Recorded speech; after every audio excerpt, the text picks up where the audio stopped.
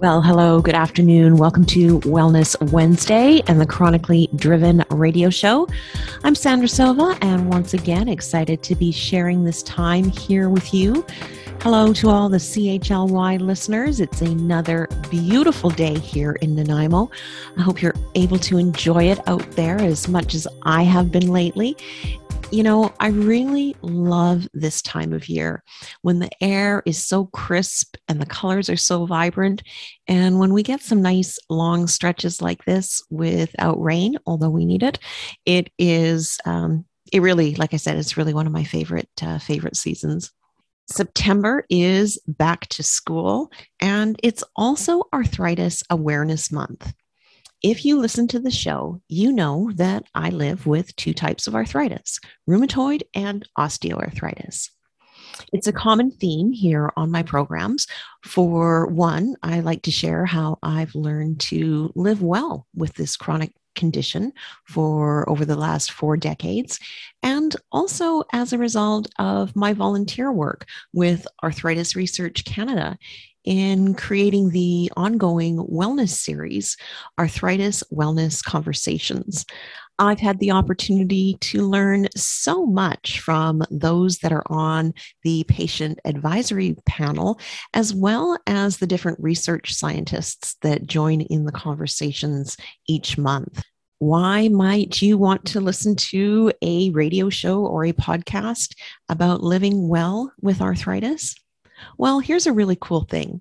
So much of what we talk about can apply to a wide range of individuals, not those just that have arthritis, because we cover a lot of wellness and lifestyle topics. And if you do happen to have a chronic condition or know someone who does, you are for sure in the right place. On today's show, our feature segment is going to be listening to one of the most recent Arthritis Wellness Conversations. This time, we are revisiting the telehealth model of care. Now that it's been in place for a good amount of time, we wanted to check in with the panel and hear some of their experiences. Also, I wanted to let you know to stay tuned to the end of today's show, because I'm going to be giving you a preview of what I've got coming up for you in 2 weeks from now on August 22nd. This will be the first show that I've produced that comes with an advisory for listeners on the sensitivity and nature of the subject matter. I believe it's important for us to have discussions that bring awareness to important issues in our world. And the one we are discussing in our next show is definitely a global issue, and one that is often swept under the rug due to stigma or the uncomfortable nature of the subject. Don't worry, what we've got to share with you is actually so motivating and inspiring, as well as introducing a model of care that could change the way we support marginalized communities. So stay tuned. I'm going to tell you more about that before we close off today's show.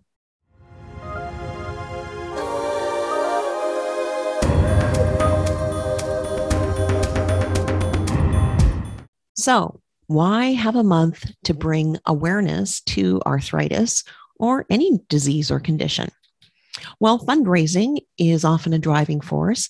Scientific research is needed in this area. And again, through my volunteer work with Arthritis Research Canada, I've come to learn and understand that scientific research doesn't always relate to medications and the development of new biologicals, for instance. That a lot of the science is focusing on the individual living with the disease and looking for ways to significantly improve the quality of their lives. And while pharmaceuticals do play a role in the management of arthritis, what we talk about in the Arthritis Wellness Conversations is all of the other lifestyle pieces. And this is where my passion lies when it comes to bringing awareness and education to the arthritis and chronic illness community.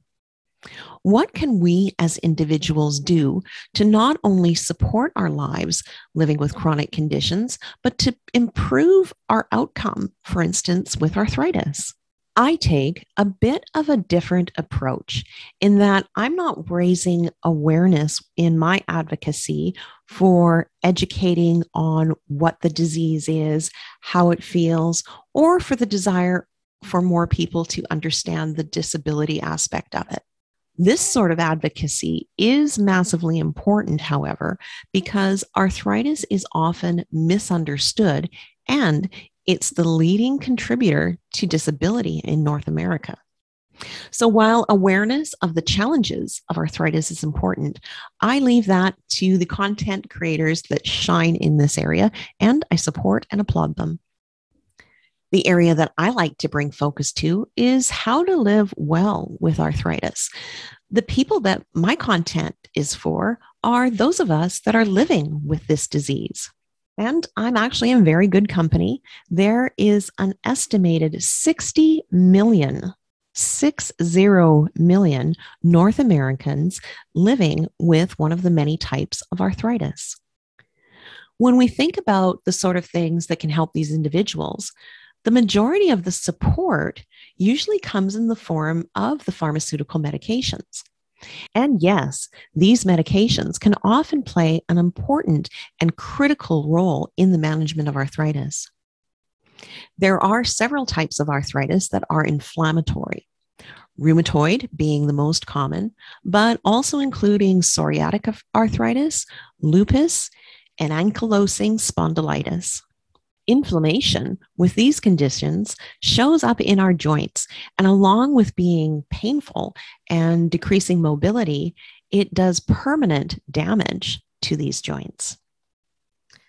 Unchecked, unmanaged inflammation in our body for prolonged periods of time, firstly, does damage, as I mentioned, to the joints, but this also can cause inflammation in other areas of our body. Eyes, skin, mouth, lungs, and in our heart. It's serious stuff. So often the key component to managing this disease is managing inflammation.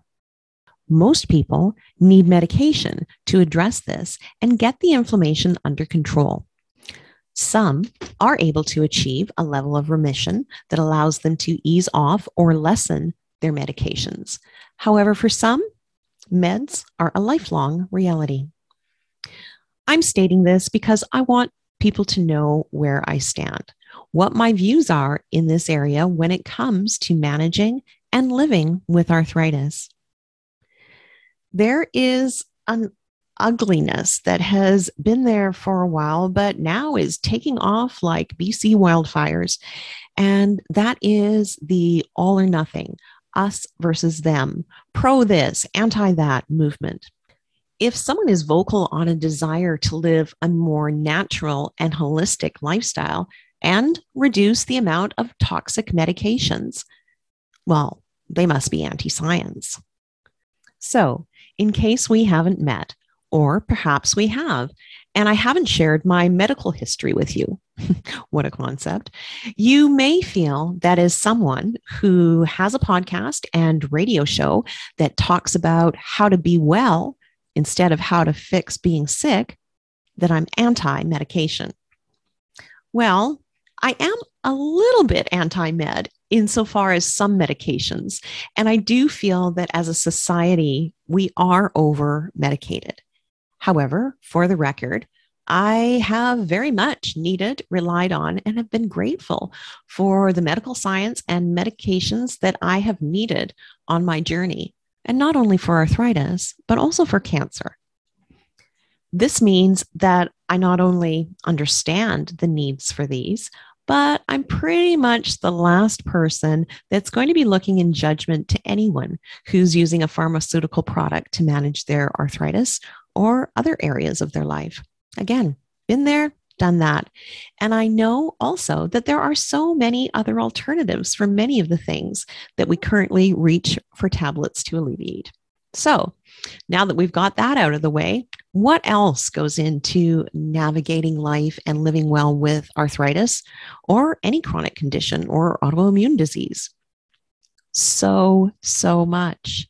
And that is what this next segment is about. We are going to be talking about some of the things that can help you indeed live well with arthritis. Thanks so much for being here. You're listening to Chronically Driven, and after a musical break, we'll be right back.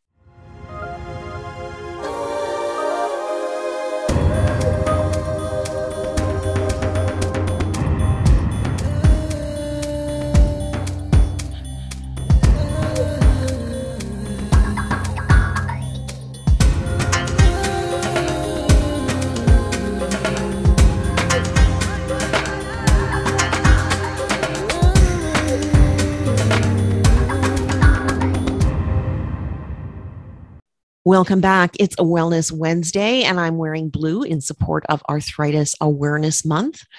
I've been advocating for myself and others in this area of arthritis for over 10 years now, starting with a blog back in 2011 called The Arthritis Kitchen, where I would share my home cooking tips, recipes, and strategies with inflammation-fighting foods, and also energy and time-saving hacks in the kitchen. I then took a pretty long break from advocating publicly and focused on advocating and navigating a challenging 5 years with arthritis becoming so severe I was almost bedridden, and that was followed by my journey with breast cancer. That experience taught me so much. Oh man. I often say that having lived with arthritis since childhood and being so familiar with advocating for myself and communicating with health professionals provided me with a valuable skill set for then navigating the journey with cancer. So thank you, arthritis.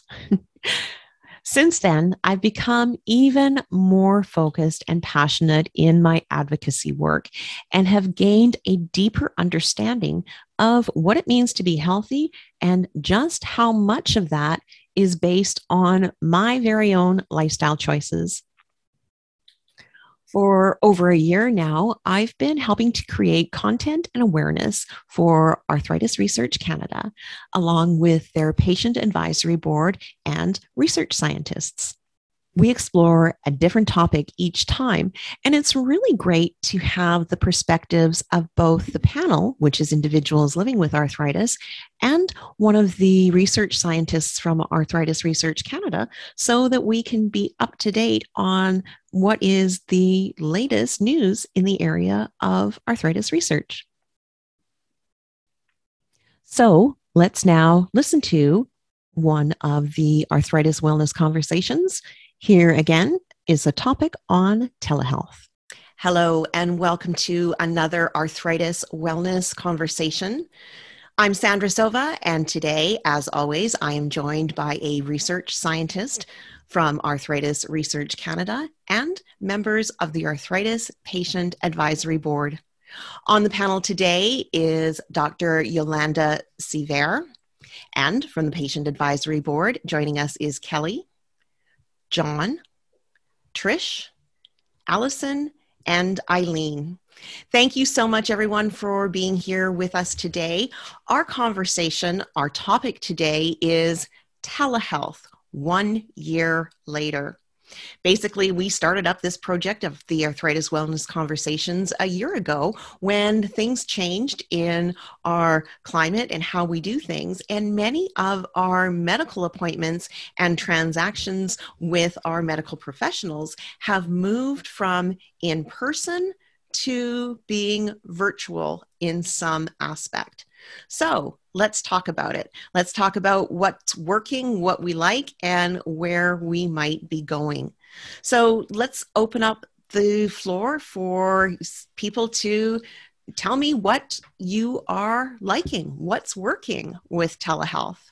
Maybe I'll start. I really enjoy it. I find that because I've got an immune deficiency as well, I feel a little safer. I know that going into the doctor's office regularly in normal times, I would worry about that quite often. Quite often I would wait outside until they called me or whatever. Now I know that I'm free not to be in that office, and that makes a big difference to me. I know one of the things that came up on several, from several of the replies were people talking about just the sheer convenience of it. What's that like? I really liked the flexibility. I work Monday through Friday, 9 to 5 kind of thing. So often when I'd have to have an appointment, it always conflicts. So then in terms of the commute time and then the actual appointment and then commuting back, it often could take like sometimes up to 3 hours. Where for like a 30 or 45-minute appointment. So now I'm in a meeting till 9 o'clock. I have an appointment at 10 and I don't have to leave anything early. And sometimes I find that I don't even need to notify my team, which is really nice. Huge savings there. For me, myself, telehealth has been, virtual health has been a game changer because living with chronic fatigue, traveling from point A to point B can be physically exhausting. And during appointments, I have found myself unable to kind of concentrate or remember what they're saying or really be able to kind of communicate what I want to say because I'm exhausted from just traveling there. And then as well as like living on disability or being a single mom, it saves me so much time. It saves me money having to travel, trying to get babysitters and things like that. So like usually when an appointment would take a good chunk of my day and then I maybe would the next day be suffering from it because it was physically exhausting, I'm finding I have more time to spend with my kids, spend actually taking care of myself and doing things I want to do. And it's been like a game changer for appointments that are usually only take like 10 minutes for a prescription renewal. I've been for so long wishing I didn't have to go into my appointment or, travel by train or like an hour to go and do something that takes so little amount of time. Mm-hmm. I think that's the same for me is I really found the time saving. I've got time back for myself because the commute to my healthcare specialists and my providers, we were at least an hour to get to them. And also I'm not great in rush hour traffic, so the stress. So I found having the telehealth actually reduced some of my stress to go to and from my appointments. Also too is my GP has done a great job that if I have to do an in-person, she gets you to wait in your car and she'll call you to come up.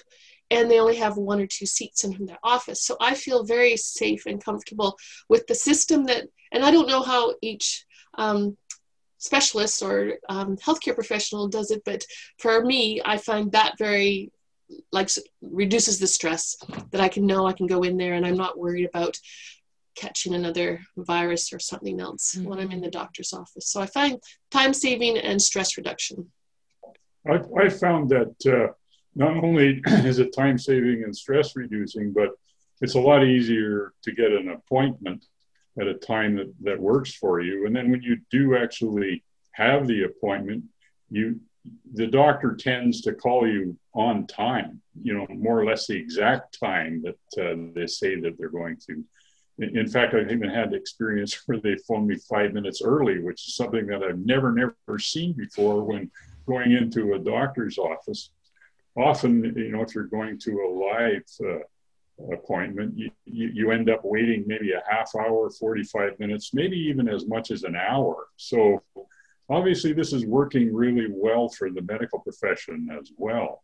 And prior to COVID, the availability of something like telehealth was practically zero. I think COVID actually precipitated the ability for medical people to actually do telehealth. They have a billing number now and so on that they can use for telehealth. So it's a brand new thing, kind of like Zoom, actually. Yeah. Yeah, it is new. And then when those things started to change, it forced us to become more creative. And now it's become something that people are really quite familiar with. So a lot of really good things for sure. What may be some of the barriers that are experiencing through telehealth or virtual appointments? What would some of the things be that aren't working? So for some of these conditions or ailments that come up with us that are very physical and need a physical exam, it draws some problems, I guess. But at the same time, it removes those ones that didn't need to be seen in person. So it kind of makes things a bit easier. Dr. Sevier, that was something that you touched on as well, of like sometimes an in-person examination is needed, especially for a disease such as arthritis. Yeah, I think patients in general have embraced telehealth really well. And I think it works well when people are stable.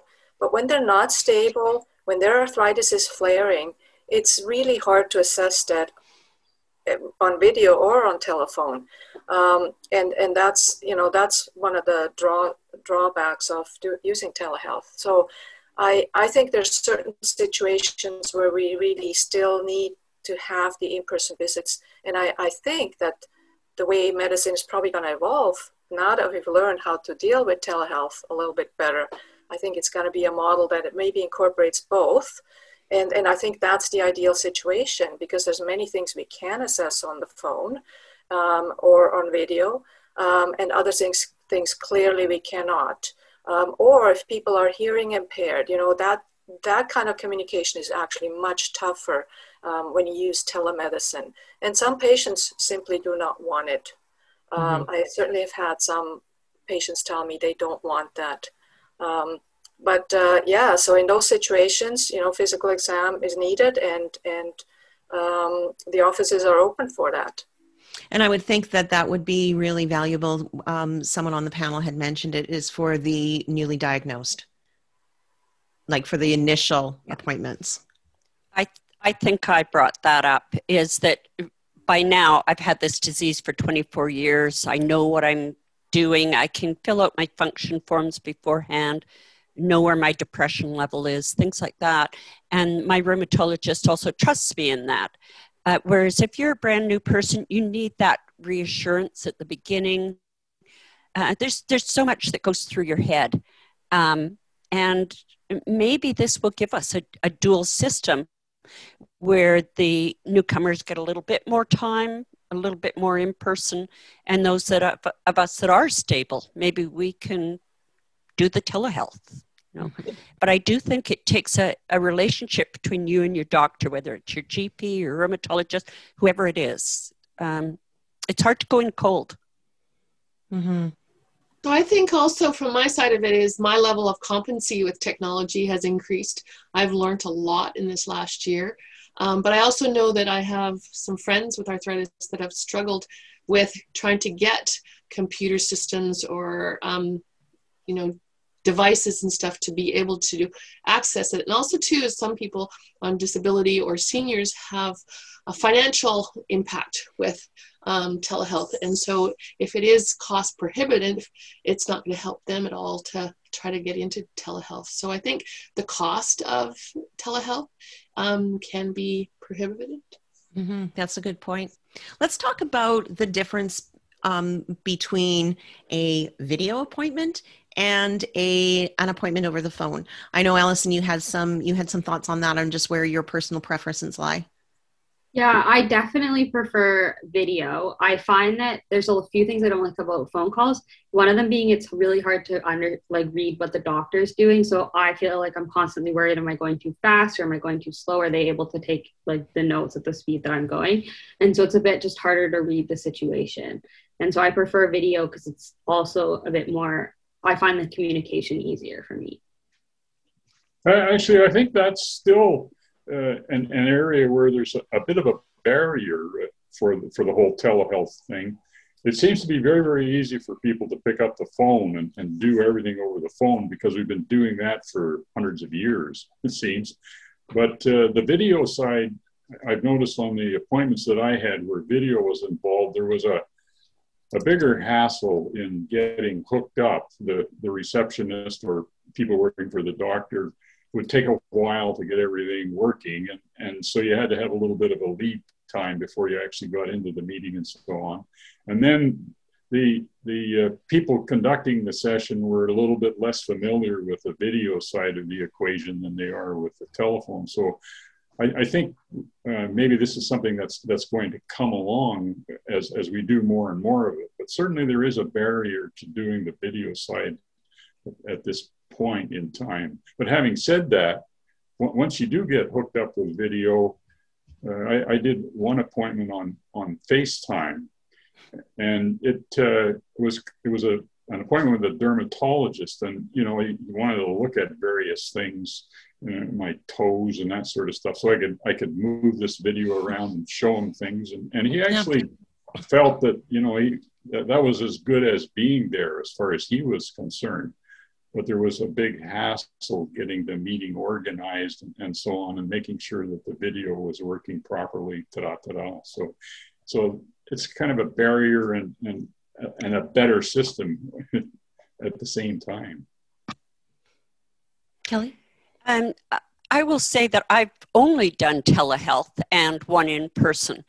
And I guess because that trust relationship between myself and the doctor, and because she knows me really well as my GP and he knows me really well as my rheumatologist, we haven't had a problem. He knows and she knows that when I take my blood pressure, it's accurate to hers, that my equipment's in line.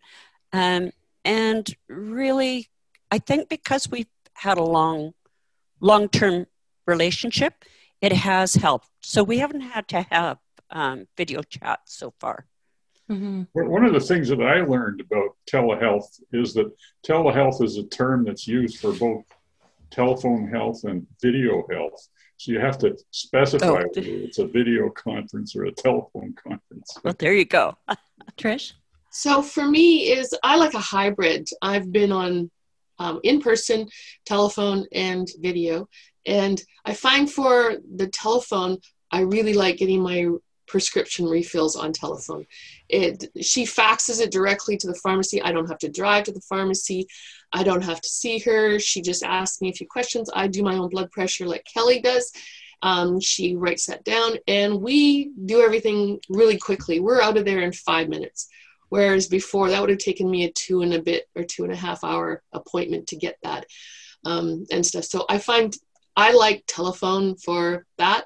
But when I want to actually eye-to-eye contact with my specialist, I find then I really think that they understand me or they're getting me. I really find that's important for me, is the eye contact. And I find the video conferencing actually, as someone said, that they can look at your joints, or you stand up and you can walk and they see how your mobility is doing, if it's better or how you're doing. So I find I like a hybrid. So for some situations. Yeah, I like the way that you describe that, because I mean, it really makes sense too, because some of them, it really over the telephone is great. But another one of the things that several people brought up as one of the things that are not so much of a plus is that connection. There is that relating as humans. And Eileen, you talked about the aspect of getting out of the house. Even like, it's just like, so we lose that human connection. Yeah. So sometimes when, especially going through the beginning portion of my diagnosis, when I'm trying to find my right medication on disability, I would spend a lot of time indoors. And when I did go out, it was probably only for my medical appointments. So having those kind of taken away does take away some of my outings and actually some of my physical activity. Because physical activity necessarily isn't always just going to the gym. It could be the walking to the SkyTrain to get to your appointment. It could be going for the walk after your appointment to decompress what kind of news you have, or taking yourself out for lunch, or whatever. I go by Vancouver General Hospital. There's some gorgeous beaches I walk over to usually with my appointments. And I found myself just missing, days where I actually have a reason to put on mascara and some lip gloss or something, and not wear my pajamas, or actually see somebody in person. So it's been very isolating not having that face-to-face contact with even just my healthcare providers. Yeah, I think from a social perspective, the physical distancing is obviously important in a pandemic, but socially it has an impact. And that to me, that's the biggest thing. And that's why I think a hybrid model of having some in-person appointments, even just for that reason, I find that some patients actually want to have that social contact. Of course, when you're in the midst of a third wave, you have to be careful and not, do that. But when the lockdown eases, then, we can go back to some hybrid model. And I hope in the future, medicine will evolve this way, that we can incorporate that so that we have that physical activity, social contact. And I think it's just easier to establish a rapport with patients, especially new patients, as you said earlier. It's so important to have that as a physician. I want to talk a little something about this hybrid model, because I've tried different healthcare providers throughout the pandemic, from social worker to physiotherapist to occupational therapist to rheumatologist to neurologist, all via video health or telehealth. And sometimes those particular appointments have gone really well, like an OT. I was able to do things that I wasn't able to do with my OT by going in and seeing her, because I was able to show her with my laptop, this is my setup that I have for at home with my desk. And she's like, oh, this thing would help you. But it doesn't necessarily always work, because OTs can help you with fitting you for a wrist brace. So she had, instead of helping me fit a wrist brace, she had to send me a list of wrist braces that she knows that are good. So I like the idea of a hybrid, because it doesn't work with every type, particularly mental health. I've actually really enjoyed doing over the phone, because with anxiety, like I just sometimes when I want to talk about impersonal things, eye contact is actually very difficult for me. So it's some ways it's been very relaxing. And I think as everything goes along, we're learning along the way, both as clinicians and as patients. And I pose the question, as patients, do you find that your clinicians are up to speed and able to process and work with the technology? And I got a yes from everywhere. And I see that it's just going to be something that's probably going to become easier and sort of a way that we do things.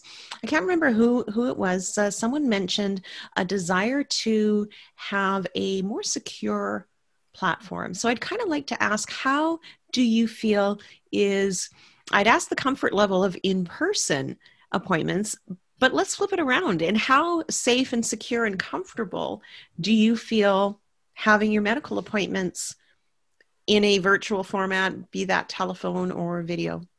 Well, as a physician, I can tell you that I get consent from my patients to do the virtual telehealth. Without that, I wouldn't be able to do it. And the consent includes, letting people know what the security risks are, potential risks are to their health information. When you're on another person's computer, that information could be stolen. So we have to be a little bit careful and explain those concepts. So especially with elderly people who might not be familiar with technology. And then, but once they're okay with that, then I think that's a way to move forward. But I would always say that patients have to have the knowledge and agree to be able to do that. Mm-hmm. I find this an interesting conversation, Sandra, because I guess it was about 6 years ago, 5-6 years ago, that we had a speaker on at the Reach Out for Arthritis Research who was telling about telehealth, and he had set up a platform. And it was really sort of cutting edge at that point for most people. And a lot of people said that they would not trust it. Now, if you went back to that same group today, I think you'd have a very different opinion. Mm-hmm. Mm-hmm. Yeah, it's like you mentioned, Trish, it's hard to even want to say that there's been any upsides from this pandemic, but I think sort of forcing that hand for us to get up to speed with the different forms of offering virtual care. I think that there is a real fit. Actually, one of the interesting aspects that comes out of this conversation is, Kelly brought up where we were 6-7 years ago, and we're talking about where we are today. If you think a bit about what's going to happen in the future, you were talking at the beginning of the meeting about wearing Fitbits and these kinds of things. we're going to get more and more into technology that allows you to measure a whole bunch of things yourself and transmit them to your doctor, either via telephone or computer or whatever. Mm-hmm. And then the ability to talk about them can be done on the phone or on a video, or even go in and see them in person. So we're probably in quite a transitional phase on this whole telehealth exercise. Mm-hmm. Yeah. Sandra, as somebody who's lived in an outlying area, if you want to call it, out in the boonies, where you don't always have doctors, and there are a lot of people with arthritis that are in areas where maybe they don't even have a GP, they have a nurse practitioner. They've been ahead of us for a long time in that sense, that that's how we've been attacking some of these appointments, is a little bit of on site, but also a lot of telephone calls and things. And I think that this has brought, in a way, a little, and it's silly to say this, but I think it's brought a bit of equality to a few people, that we're now experiencing the differences. And granted, some of them are going into a nurse practitioner's office maybe, and the rheumatologist is talking to them about, would you please check this for me or whatever. I just think it could become a little bit of an equity thing. I think it's got a lot of possibilities to make things a little bit easier for some. I asked the question on the perception of quality of care for if it is an appointment that is where you actually don't need that physical examination of your joints, if the perception of the same level of quality of care was there. And I was hearing pretty positive from all sides. Does anyone have anything to share on that? I would say, from my experience, that the hybrid model actually gives a higher quality of care because it introduces another dimension. This time thing that everybody spoke about is really very, very real for everybody. And, if you can pick up extra time because you don't have to get a prescription filled by going and visiting a physician and so on, that in itself improves the quality of care. But then also you can spend your time doing things that would be more conducive to better health as well. Like, maybe you have more time to exercise, maybe you have more time to go out and do other things and so on. And so for me, it enhances the quality of care, but it would have to be a hybrid model. You couldn't just do that all with telehealth. Mm-hmm. Mm-hmm. One interesting fact that I got from the Canadian Rheumatology Association meeting was that rheumatologists are actually having less no-shows now that the virtual care or telehealth is an option. So that's, I think, a really important thing to take note of. And I was catching some vibe from some people speaking about their experience of a little bit less burnout in the day too, because it's exhausting seeing patients all day long. I understand that. So they have more time to actually focus on some other areas of work too. Mm-hmm. That's so true, because my GP's MOA said her day is a lot less stressful than it was before. It seems to be flowing. They have morning in-person appointments, and then the afternoon is all telehealth or video conferencing or telephone. And she said that their cancellation list and their no-shows has gone down so much. And also too is she just found her days go by a lot easier than they did prior. I think there's so many advantages for anyone, but especially for those of us in the chronic illness community where things like fatigue are a major factor. I'm thinking this is really quite a win. And I know I'm quite proud and pleased of both sides, both from the clinicians and from the patients, how everyone's just sort of making this work. Well, I think the corollary to what you've just said, Sandra, is that, we're here and we all seem to appreciate telehealth big time. Where do we go from here when this pandemic is over? Will we revert to the way we were before, or are we going to be able to preserve this hybrid model and move it on into the future? I think telehealth is here to stay, and I think it'll just be better and better and better down the road. I hope that for the rheumatologist's sake that it does stay. We all know there's a shortage of rheumatologists. We always wish there isn't, but if we can take a little less of their time but still keep the same quality of health at a reasonable price, then I think it's a win-win situation for everyone. Yeah, I agree. I hope it stays too. I think it's been wonderful being able to take care of people this way this whole year, and I think we've all adapted well. But it all depends on, what the ministry decides in terms of whether these fee codes are going to remain in place and for what circumstances can we use them. But I'm pretty sure in some form this will move forward. I have no doubt about that. Mm-hmm. I've also been involved in a few research surveys regarding the last 12 months with Arthritis Research Canada, as well as arthritis consumer experts. And I found those surveys were quite interesting, the questions they were asking us and how in depth they were getting to find out and have data and information to say how we're dealing with this and how is it helping the patients and also the rheumatologists or the specialists. So I found a lot of those surveys were for me, I learned a lot just going through and doing those surveys. Doing them. For myself, it's also a safety issue. Right now, my white blood count is down, low, and I'm sure that my rheumatologist is really glad that I'm not in his office. You know, every time you go into a medical situation, you've always got a chance, especially if you're immune compromised. It's got to be a win-win.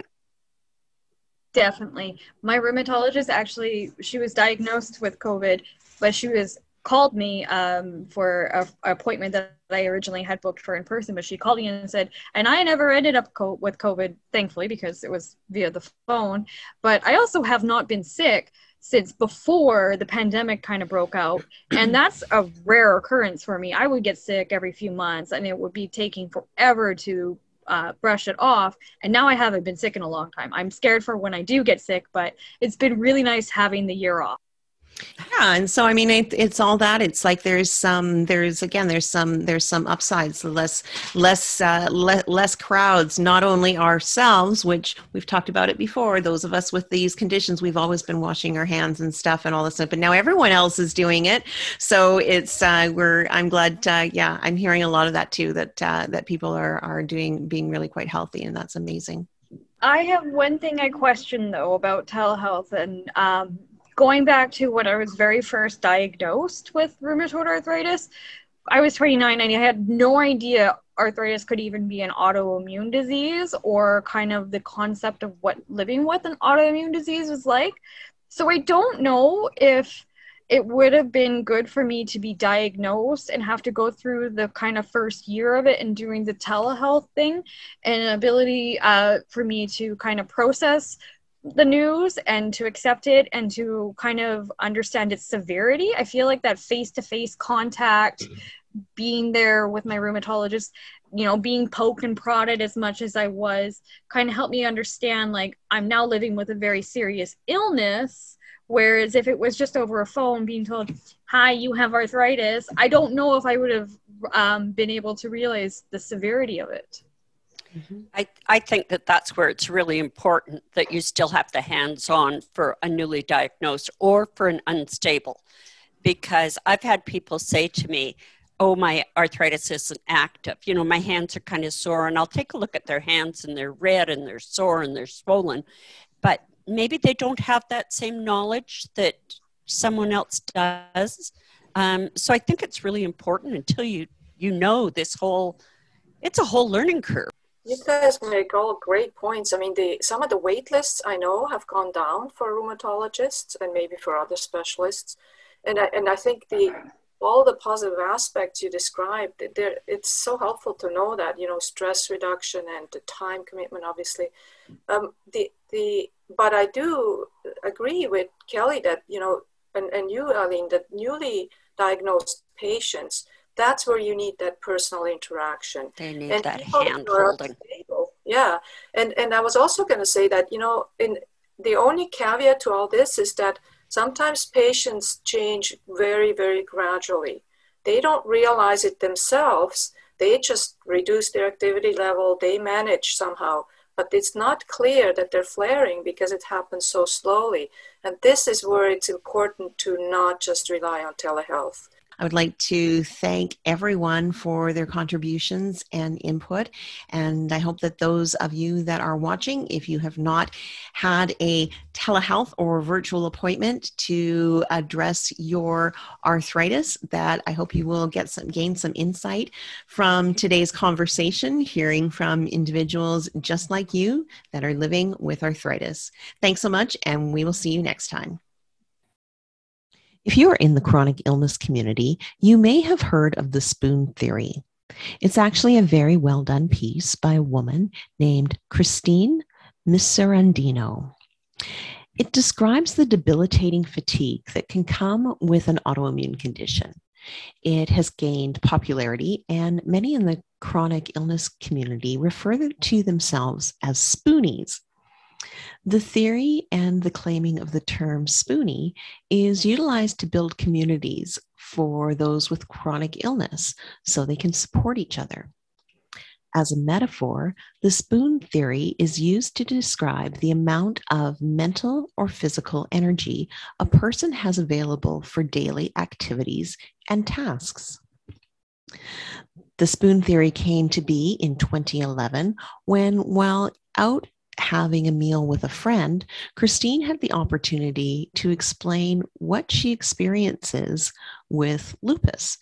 And it was a way for her to help her friend gain more understanding for when she was unable to participate in activities after work, or sometimes had to cancel plans without any notice. As a way to provide both a visual and a physical example, Christine began to gather up all the spoons from their table and all the surrounding tables in the diner. In total, she collected 12 spoons. She handed the bouquet of spoons to her friend and said, "There, now you have lupus. And these spoons represent all of the mental and physical energy you have available for the day. Once your spoons are gone, that's it. There's no more available until the next day." She further went on to describe how this makes it important to budget all of your tasks and your time and your energy, and that throughout the day, each task required and used up spoons. Getting up and brushing your teeth, for example, will cost you a spoon. Showering, dealing with your hair, getting dressed, that's another spoon. Depending on what you are faced with during your day, you may or may not have any spoons left when it comes to dinner time. You may be physically and mentally spent, and it's really hard to function. It was a way for her to describe a day in her life. I can relate to this. I can relate to this concept of the spoon theory, especially during times when my arthritis activity is active, and always if I'm having a flare.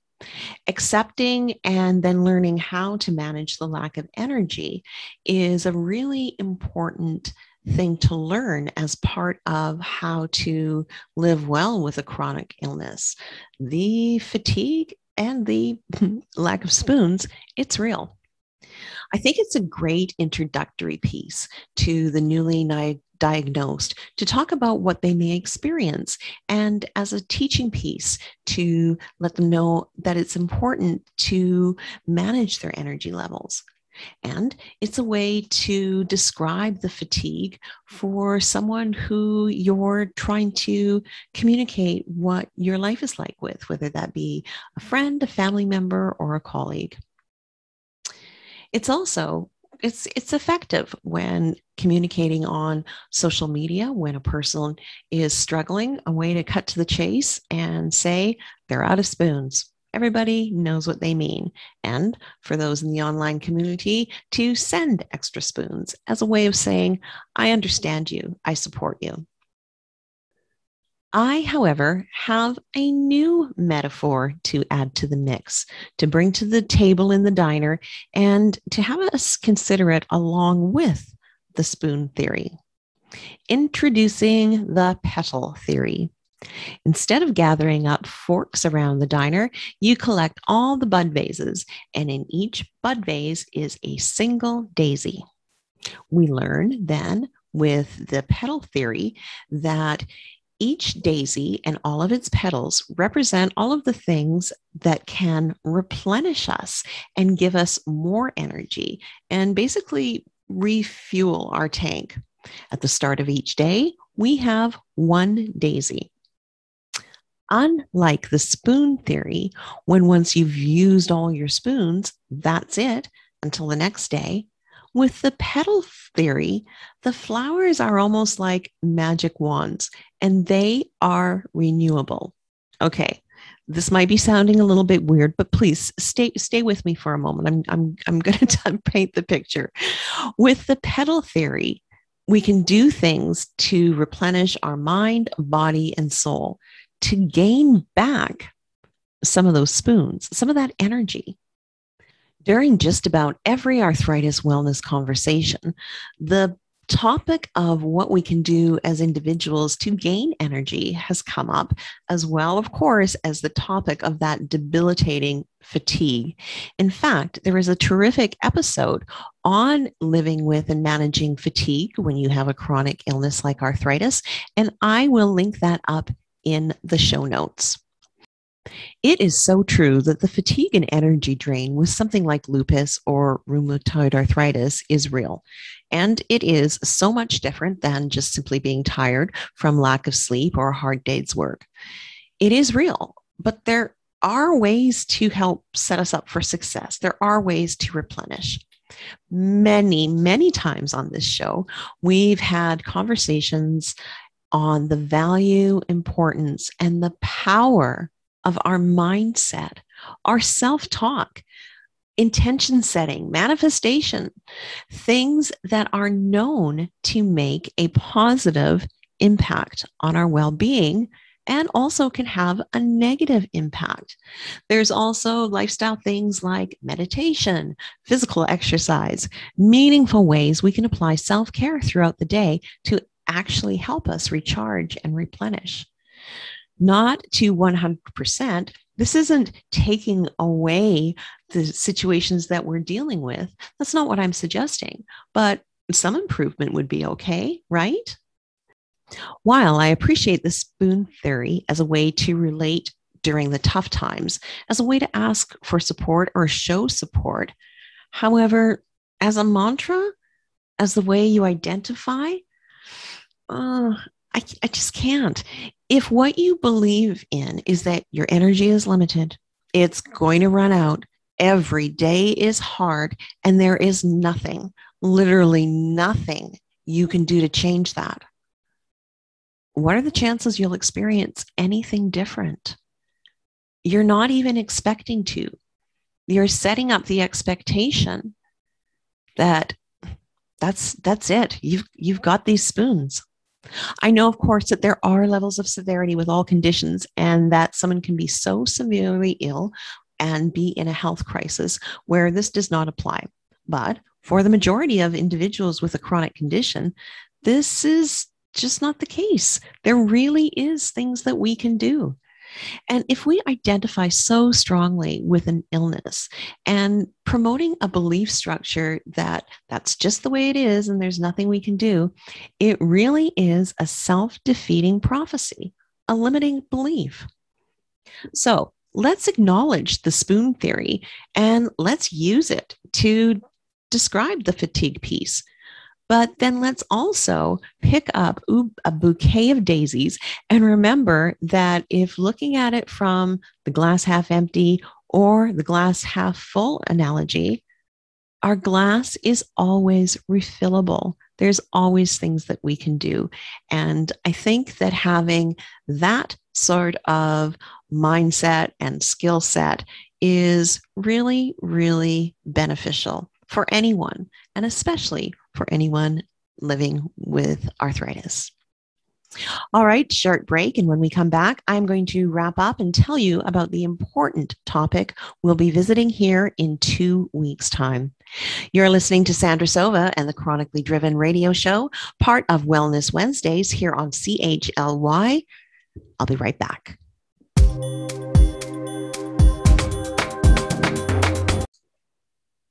Well, that wraps up today's show. I hope you've enjoyed it and found it educational or beneficial in some way. To catch a replay or to listen to any previous episodes, simply search for Chronically Driven wherever you listen to podcasts or on my YouTube channel. At the top of today's show, I mentioned that there was a special episode coming up in 2 weeks' time. Advance notice. This contains mature subject matter and is not suitable for children. I will note that at the top of our next show, but I also wanted to bring it here to highlight it for you today because I wanted to know that we're bringing forth this really important topic. I'm going to be speaking with the director of a nonprofit that works with empowering women who have gotten out of the world of sex trafficking. This organization helps to coach and mentor and help find what lights them up and offer them entrepreneurial opportunities. We'll also hear the powerful story of one of their survivors of trafficking, who is now a motivational speaker and healer for others to help them release the stigma and live an empowered, thriving life. I hope you'll join me. That's in 2 weeks' time on September 22nd. It's going to be a powerful episode. Teresa Osman is here next week with Wellness News Wednesday. Again, I'll see you in 2 weeks' time. And until then, I am wishing you wellness.